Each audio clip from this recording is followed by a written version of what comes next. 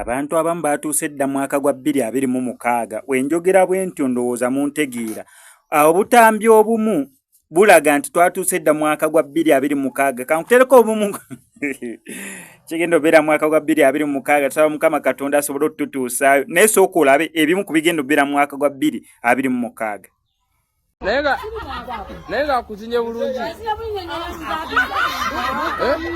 Mukanyisa.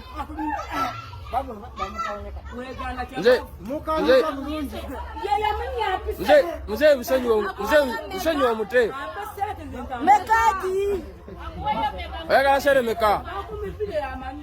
Nayengo muleke. Nayengo nyimidwa. Nyimidwa muleke. Nyimidwa muleke. Mzee yakoledewa. Mzee yakoledewa.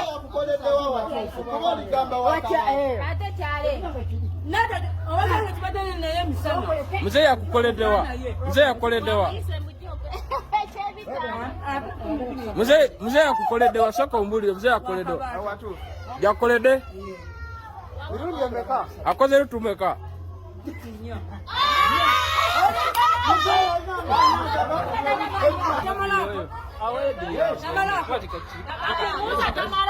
Areba kwesimu obakwa biringo muleka mzee. Ngenga atambula.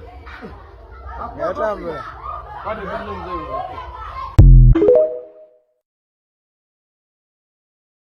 mzee. Tewali kaseera kasinga kunyumira mu nsi eno ng'olina omuntu gwe basse naye mu buliri kati nga mwekubye omugongo nakutirizaako olubina lwe